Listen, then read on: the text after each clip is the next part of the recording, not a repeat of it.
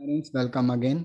आज हम डिस्कस करेंगे पॉलिटिकल साइंस का टॉपिक, कॉन्स्टिट्यूशन ऑफ यूएसए, जिसको आप पॉलिटिकल सिस्टम ऑफ यूएसए भी बोल सकते हैं। यूएस में कौन सा पॉलिटिकल सिस्टम है? डेमोक्रेसी है। कौन सी है? Presidential, parliamentary. इलेक्शंस कैसे होते हैं? प्रेसिडेंट किस तरीके से इलेक्ट होता है? प्रेसिडेंट के पास कौन से पावर हैं? जुडिशरी कैसी है? ट्रांसपेरेंसी क्यों है? डेवलपमेंट क्यों है? लोकल गवर्नमेंट सिस्टम वहाँ पे कैसी है? हाउस ऑफ रिप्रेजेंटेटिव किस तरीके से इलेक्ट होते हैं, वो कौन सा काम करते हैं? सेनेट क्या है? सेनेट में किस तरीके से इलेक्शंस होते हैं? उसके पास कौन से पावर हैं? ये सारी चीजें हम आज के टॉपिक टॉपिक में डिस्कस करेंगे। और ये सारी जो चीजें हैं ये हमारे competitive exams like CSS and PMS में आती हैं। तो आफ्टर दिस टॉपिक आपका कोई भी ऐसा एरिया नहीं होगा जो रह जाए और हमें कॉम्पिटिटिव एग्जाम्स के लिए कोई और सोर्सेज पे जाना पड़े। और हमारी जो स्लाइड्स होती हैं वो भी हमने इतनी डेप्थ बनाई हुई है कि आपके उसमें से नोट्स भी बन जाएंगे, आप इजीली टैकल कर लेंगे पेपर्स को। तो स्टार्ट करते हैं। ये सारे ग्राउंड्स हैं आज हमारे लेक्चर के जो हम डिस्कस करेंगे।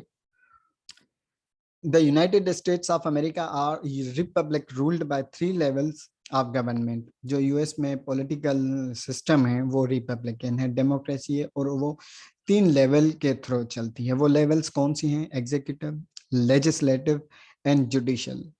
जो एग्जीक्यूटिव ब्रांच होती है वो प्रेसिडेंट के सुपरविजन में होती है। सेकेंड ब्रांच जो आपकी है लेजिस्लेटिव ब्रांच है वो कांग्रेस के यहाँ सुपरवाइज होती है। और जो जुडिशियल ब्रांच है वो आपकी सुप्रीम कोर्ट सुपरवाइज उसको करती है। और ये जो आपका स्ट्रक्चर है ये दिया गया था मोंटेस्क्यू का, सेपरेशन ऑफ पावर जिसको हम बोलते हैं। ये हमने पॉलिटिकल थॉट्स ऑफ मोंटेस्क्यू में डिस्कस की ये चीजें। ठीक हो गया। Salient features of constitutions of United states of America आता है। उसमें आप देखेंगे कि जो उसका नेचर है वो आपकी नेचर इसकी है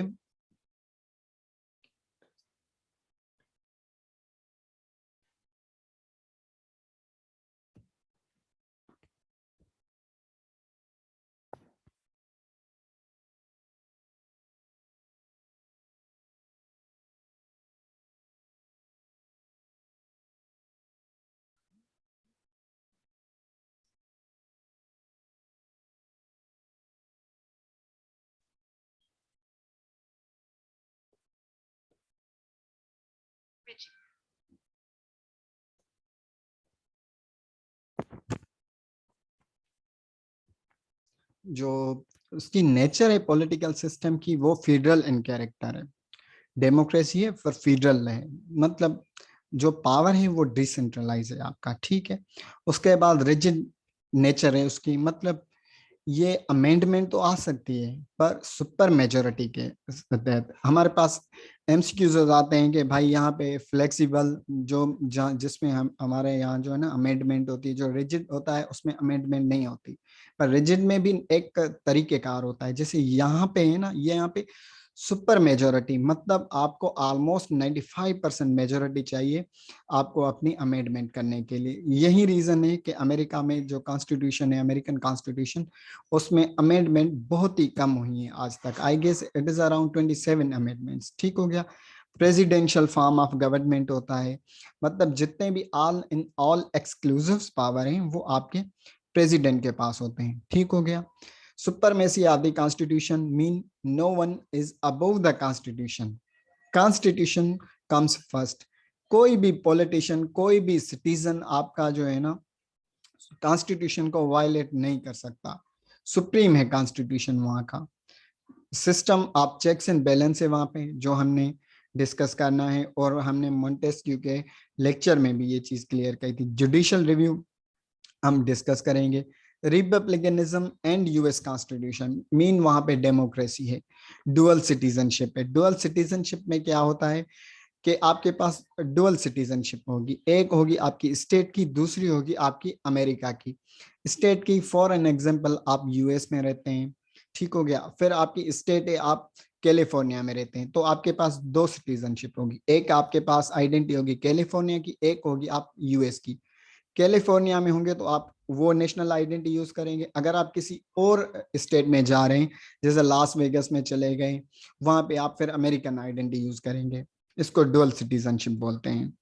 बाई कैमरल लेजिस्लेचर है, मतलब उसके दो हाउसेस हैं, उसको कांग्रेस बोलते हैं मेन हाउस को, उसके दो ब्रांचेस हैं, house of representative and senate. ठीक हो गया। अब ये जो फर्दर आर्टिकल्स मैंने दिए हैं ये आपको अपने नोट्स में लिखने हैं।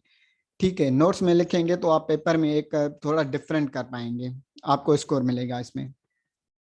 प्रेसिडेंट में आते हैं। अब इसमें क्या है कि president is the head of executive branch of the federal government of the USA. जो हेड है ना एग्जीक्यूटिव ब्रांच का, मतलब जितने भी फंक्शंस हैं फेडरल गवर्नमेंट के और एग्जीक्यूटिव ब्रांचेस के, वो सारे आपके प्रेसिडेंट प्रेजाइड करते हैं, उसके अंडर में होते हैं। He is both the head of the state and head of the government as well as the military commander and chief diplomat. ये एक जो है head of state and head of government, और मिलिट्री को भी सुपरवाइज जो करते हैं ना, स्टेट को, गवर्नमेंट को एंड मिलिट्री को जो सुपरवाइज करते हैं ना, वो भी आपका प्रेसिडेंट ही करता है, जो कि हम पावर्स ऑफ प्रेसिडेंट में डिस्कस करेंगे। Who is eligible to become a president of USA? Age 35 years होनी चाहिए और यूएस का सिटीजन एटलीस्ट 14 ईयर्स तक होना चाहिए। ये सिटीजनशिप इसके लिए आती है कि आप देखें, अगर कनाडा से हैं, आप पाकिस्तान से हैं, आप इंडिया से हैं, आप बांग्लादेश से हैं, कहीं से भी अगर आप माइग्रेशन करके माइग्रेट होकर आप यूएस में जा रहे हैं ना, वहां पे आप किसी भी पॉलिटिकल पार्टिसिपेशन का पार्ट, जैसे हाई लेवल के होते हैं ना प्रेसिडेंशियल इलेक्शन, उसमें आप मैक्सिमम 14 ईयर्स आपकी एज, सॉरी आपका सिटीजनशिप होनी चाहिए, जब भी आप पार्टिसिपेट कर सकते हैं। बाकी जो हाउस ऑफ रिप्रेजेंटेटिव और सेनेट के मेंबर्स के लिए वो थोड़ी कम होती है, वो हम आगे डिस्कस करेंगे। प्रेसिडेंट किस तरीके से चूज होता है? आपका जो है ना हर 4 साल बाद इलेक्शंस होते हैं। इलेक्शंस आपके इनडायरेक्ट होते हैं, डायरेक्ट नहीं होते। आप इलेक्टोरल कॉलेजेस होते हैं, वो इलेक्टोरल कॉलेजेस के अलग से इलेक्शन होते हैं, जो आपके इलेक्टोरल कॉलेजेस जो है ना वो वोट करते हैं हमारे कहाँ पे, प्रेसिडेंट को इलेक्ट करने के लिए। और टोटल इलेक्टोरल जो वोट है वो है आपके 538। ठीक हो गया। और इसके बाद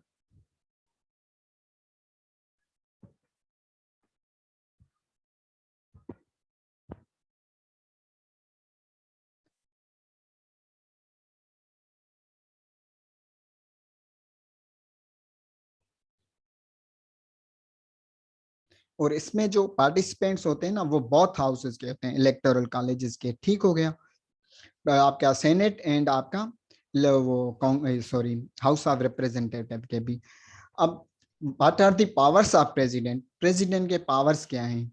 प्रेसिडेंट में issue executive orders to affect internal policies. जितने भी आपके एग्जीक्यूटिव ऑर्डर्स होते हैं ना, कि कौन सी डेवलपमेंट करनी है, कौन सी चीज़ों को आगे करना है, किन चीज़ों को पहले करना है, क्या होगा इनका, वो आपका प्रेसिडेंट इशू करता है, एग्जीक्यूट करता है उसको, कि ये करना है या नहीं करना। The president has the power to recommend measures Congress and may sign or veto legislation passed by Congress.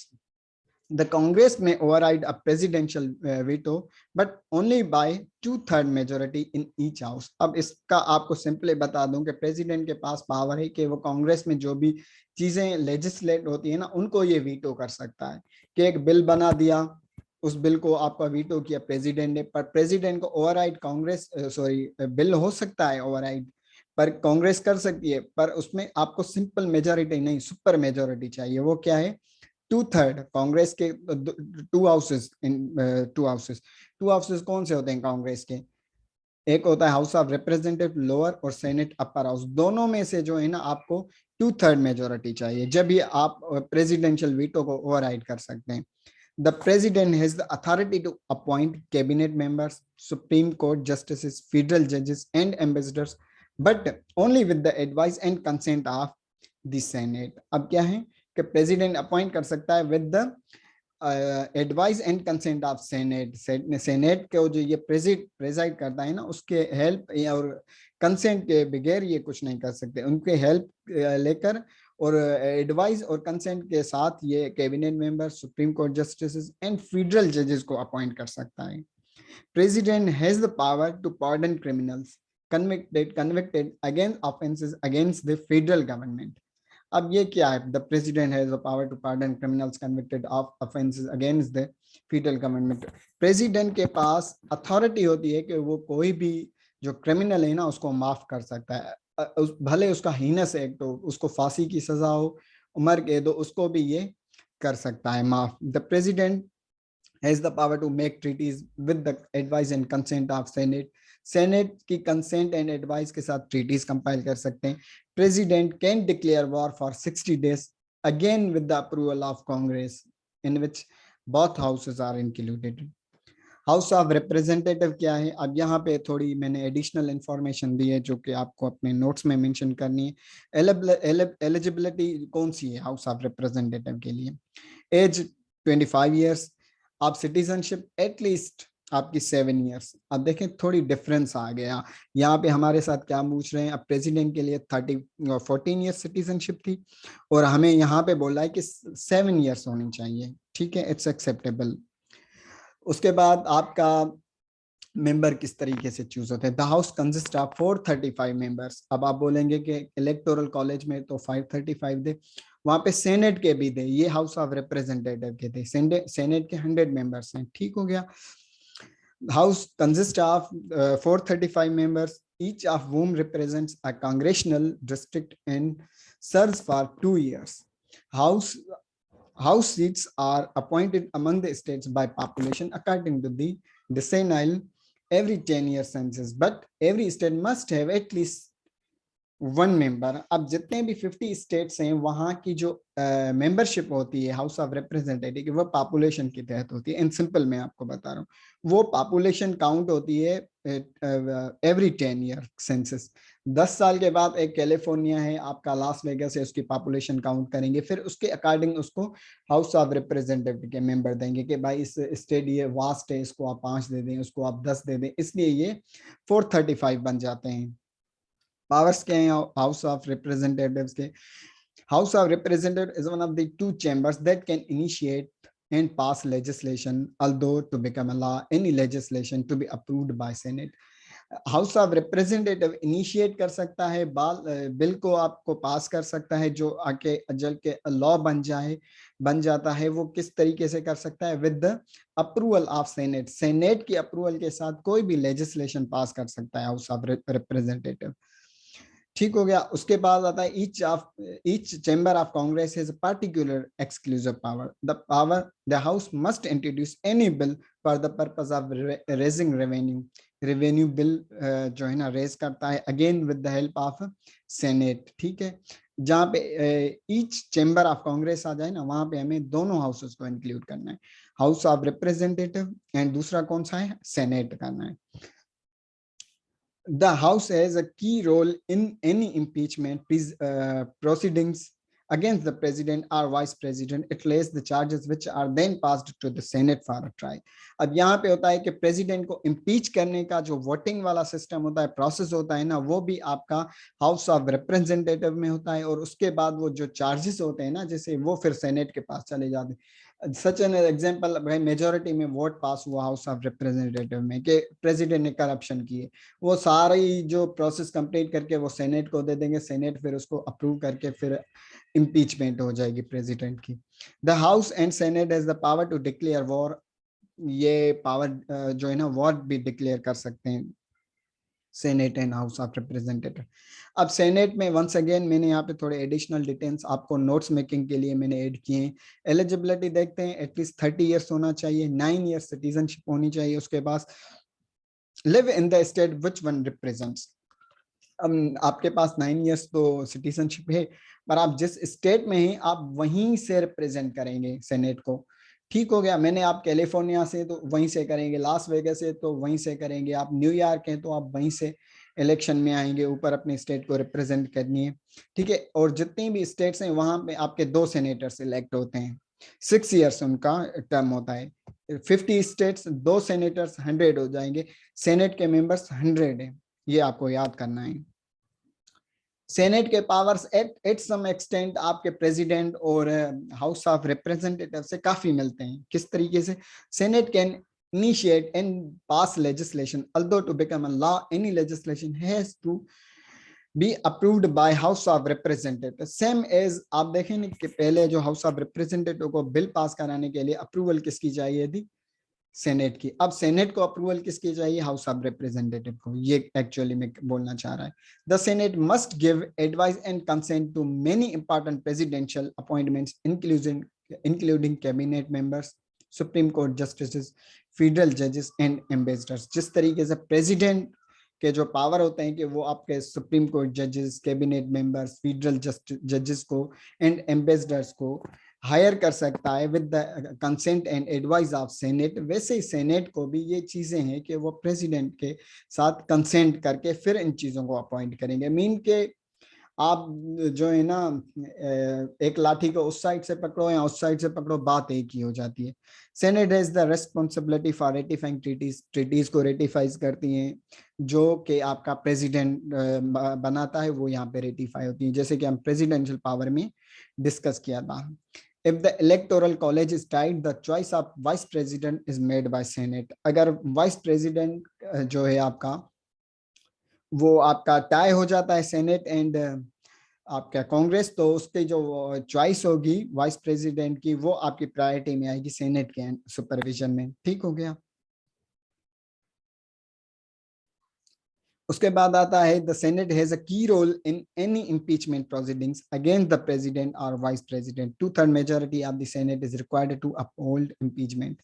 Once again the Senate आपका की रोल इम्पीचमेंट, क्योंकि मैं हमने पिछली स्लाइड में डिस्कस किया था कि आपका जो है हाउस ऑफ रिप्रेजेंटेटिव कंपाइल करता है इस पॉलिसी को, उस रेगुलेशन को, फिर वो सेनेट के पास जाती है, सेनेट उसको एक्शन में लाता है कि इम्पीच करना है या नहीं करना है। Senate and House has the power to declare war, House of Representatives and Senate. उसके बाद आते हैं हमारे पास Supreme Court. The Supreme Court is the highest court in USA. Article 3 of the US Constitution created the Supreme Court and authorized Congress to pass laws establishing a system of lower courts.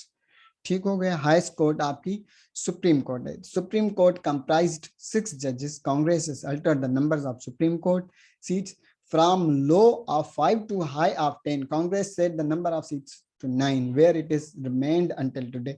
अब यहाँ पे जो आपका जो supreme court है ना, वहां पे आपके 6 जजेस होते हैं। फिर कांग्रेस ने उसको अल्टर करके उसमें एक पॉलिसी इंक्लूड की कि कम से कम आपके 5, ज्यादा से ज्यादा 10 नंबर होने चाहिए।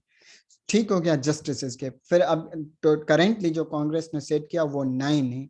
ठीक है, तो कम से कम 10 और कम से कम 5 और ज्यादा से ज्यादा 10 नंबर होने चाहिए। तो करेंटली कितने हैं? 9 हैं जस्टिस। ठीक है। The 9 justice comprised of chief justices of US and associate justices. ठीक है। अब इसमें क्या है, जो आपके जस्टिस है ना, वो चीफ जस्टिस आपका एक होता है, टोटल 9 में से एक चीफ जस्टिस, और जो 9 होते हैं आपके, सॉरी 8 होते हैं ना, वो एसोसिएट जस्टिस होते हैं। टोटल 9 में से एक चीफ जस्टिस और 8 हमारे पास आएंगे associate justice. Supreme court of appeal, उसके बाद आती है आपकी डिस्ट्रिक्ट कोर्ट्स आती हैं, और इन सबको मिला के Supreme Court, court of appeal and district court, ये 3 लेवल्स हैं। Supreme Court 1, court of appeal 2, district court 3। Together these levels of courts represents federal justice system. इन तीनों को मिला के जो चीज बनती है, हम उसको बोलते हैं federal justice system, judicial system, sorry federal judicial system. ये हमारे पास एमसीक्यूज में भी आता है।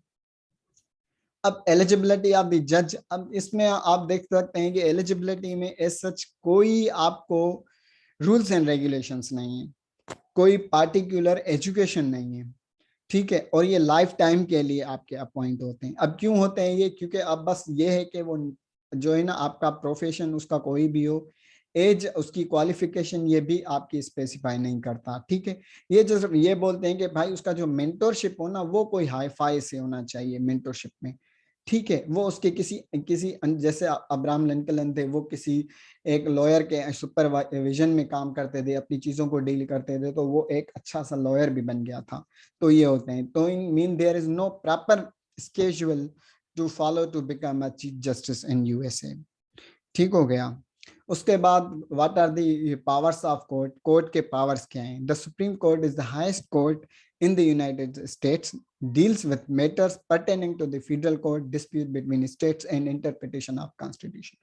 कॉन्स्टिट्यूशन को इंटरप्रेटेड करती है, उसको किस तरीके से यूटिलाइज किए, कौन सा एक्ट कॉन्स्टिट्यूशनल है अनकॉन्स्टिट्यूशनल है, उसको देखती है।